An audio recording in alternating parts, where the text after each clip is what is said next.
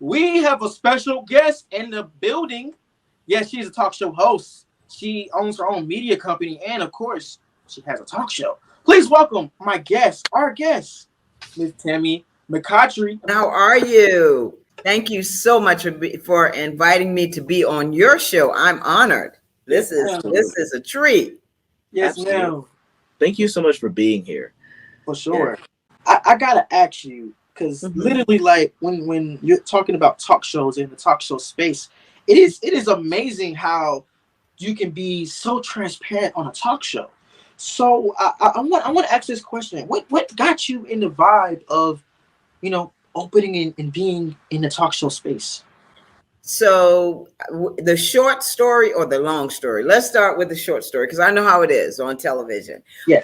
So basically, my before my father passed away, I told him that I was going to make a difference in the lives of others, and in Right. doing that, what I had to do was figure out what it is that I wanted to do. I'm a researcher. I'm a microbiologist. Mm. I worked in pharmacology research for many, many years, Right. and I modeled, did a whole lot of things, in the creative space. And my girlfriend, who's now deceased, had her own talk show that she started in Tennessee. Mhm. And this was right after my father passed. My daughter was 2 years old, Yeah. and she asked me to come and be her producer. And I was like, girl, I'm not a producer, but I'll come and check it out. Right. Anyway, went down to Tennessee. Didn't really like Memphis. And I told her, I said, I can't do this. And so when I was sitting on her set and she called me McCottry and she said, McCottry, girl, you need to be on television yourself. We need to be doing this. Yeah. And I said, what are you talking about? I said, I've never done television. She said, you need to be on television. She said, you look good. And I think with your personality, you could do it.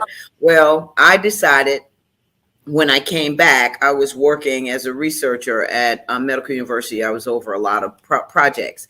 But anyway, one day my daughter, 3 years old, came in and she said, Mom, I love you. I was a single parent at that time. I said, wow, there's nothing on television about single parents. Yeah. Maybe that's something I can do. And so I started researching, doing it. And my first show was the Single Parent Corner Show, which is trademarked. And I did that on NBC, UPN, and then from there, Comcast called me, and it was on and popping. And I was on Comcast for over 13 years, and then I did Fox for 2 years. Wow. So I've been in this business, in this game for about 16, 17 years. Counting. Legend in the house. Thank you. Because you want to know how I know? Because you said UPN, and our viewers is like, what the heck is UPN? UPN. That's amazing. So UPN and stuff, they had to be like in the late 90s, early 2000s? Yeah, that was the late 90s. No, that was the late 90s, early 2000. Yes, right around then. Yes. That's amazing. That's amazing. So, Yeah. so you were in so when you're talking about NBC, UPN, and Fox, you're trying to brand yourself to get these people to invest in this show. Right. Like, what steps was that? Because if you're going on networks like that, and then Comcast coming right after, like, Yeah. how's that model goes? How do you present yourself and make the people be like, I want to have that person. I want her on my lineup. Like, So back then, as you know, shows now you vet them and you talk with them and you talk to the producers and that type of thing. Well, because I was producing my own shows, I canned the shows, meaning, as you know, we did the show in the studio, back then it was took the reel to them. And that's how we did it. But I did a video which talked about being a single parent, and also about my father and me telling him that I was going to make a difference in the lives of others, Right. whether that was through television, whether that was just through mediums of going in the community, things like that. But I was going to make a difference in the lives of others. And I had someone who was very close. He's now deceased as well. And he talked to me and he shopped the video. It was a tape. We took it and shopped it to the stations. Back then, you had to pay because it was it was more like an infomercial of what you would call now. So Yeah. you had to pay for the airtime. And so I got my own, I had my own people, that my own sponsors. So I had to do the whole thing. I edited the show. I was the producer, the executive producer, Yeah. put some of my money into it, got other people's money, did the editing, made sure that the show was put on correctly, went out and got the sponsors for the show. And at one time, I tell people I was paying over $600 a week. Wow. To be on NBC. And that went on for a year and a half. And then that's when I moved to UPN, because then it was a little bit less. But I will say this, I was honored to be on NBC, and I had the honor of when the sweeps came, my show ranked #1 in that market. And I still have the little thing now that shows that I was #1 for that particular week. Which market is that, if I could ask? So that's in the Charleston market. Gotcha. That's in the Charleston market. So you must have been on Channel 2.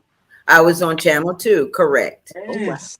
Correct. And so by being on 2, The View started at that time, but then The Price is Right. So I beat The Price is Right that particular week. Come through. Yeah. So Come through. I look back on it now and I'm like, did I really do that? You know, we don't talk about it a lot, but yeah. Yeah, that's amazing, because I sit here and I research TV all the time. And can I tell you who you remind me of? Who? You remind me of Byron Allen when he started. I like Byron. Yeah. Me too. I have to say, because since you went through, you've been in this business for many years now. So what's your biggest failure, and how did you learn from that experience? How did you learn from that failure? So as far as the biggest failure, I'm going to say one of the things was finance. And that was a challenge. I'm not going to say it was a failure, because it ended up being, that you have to switch. You've got to make it happen. So I'm going to say one of the biggest challenges starting out was finances. I used a lot of my money because, as I said, I was a researcher. I worked at the medical university. So I had a really, pretty good salary. And so I was able to finance that in the beginning, and with some family and friends that helped. But then as time went on, that's when I had to get out and hustle. So I had to talk with sponsors of different corporations. Burger King at the time was one of my biggest clients. And that's I was able to make sure that I could pay that. They were going through a time where they wanted to hire a lot of people. And so I was able to talk to their Southeastern regional director, and that's how the district manager, and that's how they became one of my biggest clients, as well as some other folks. But that was one of the biggest challenges. It really wasn't a failure, because I ended up being able to turn it around.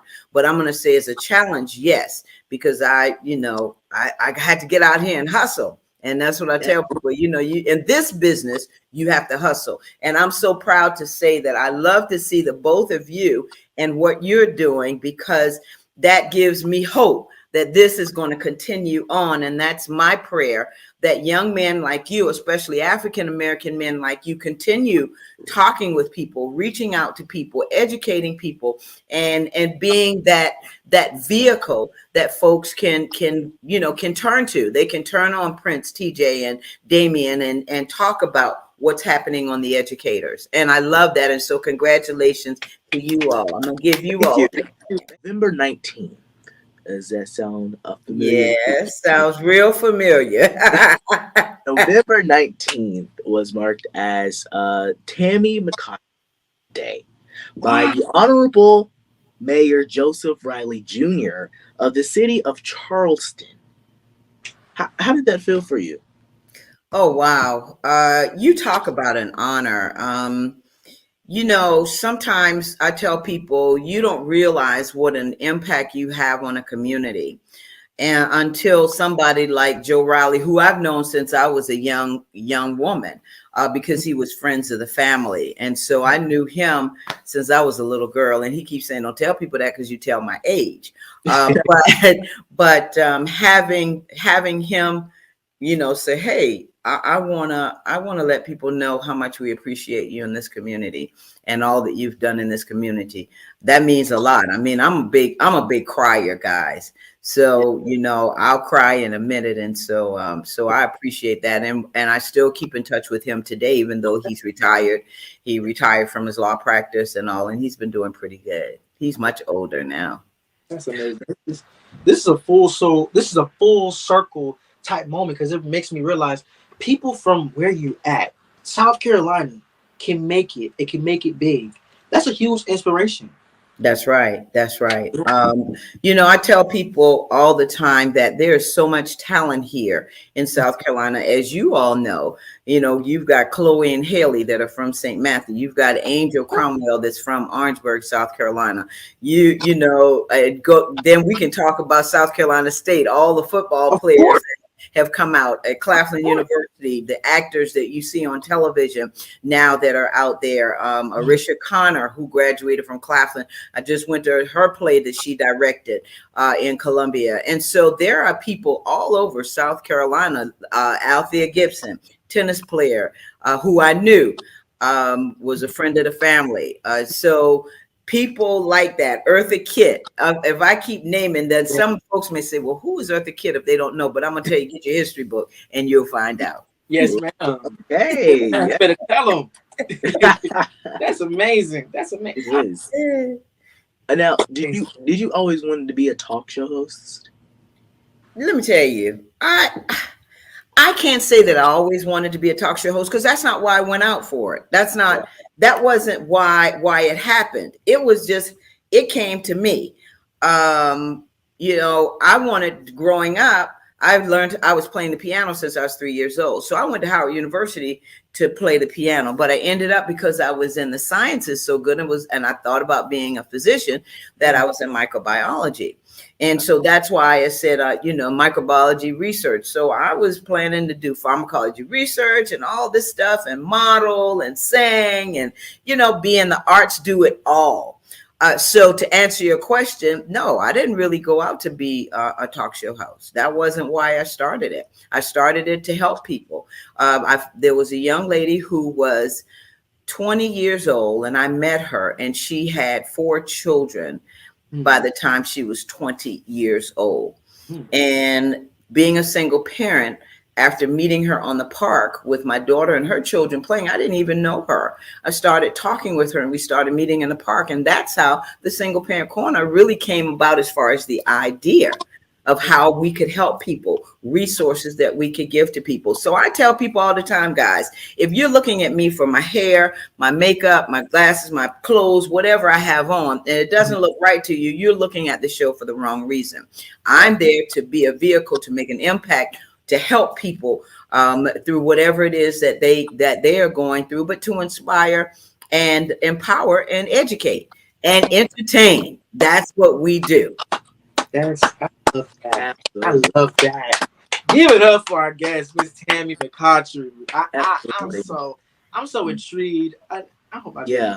Tell everybody about the Tammy Show real quick, if you may. So the Tammy Show is about empowering people. That's all it is. It's about me talking with people, ordinary people doing extraordinary things, making sure that people understand there are people out there who are doing some amazing and phenomenal things. Yes. Also learning about some other stories, learning about women's interest stories, human interest stories, political. There are so many revenues and things that we can use to help people. And that's what the Tammy Show is all about: empowering, educating, entertaining, and just being that vehicle of impact for our community.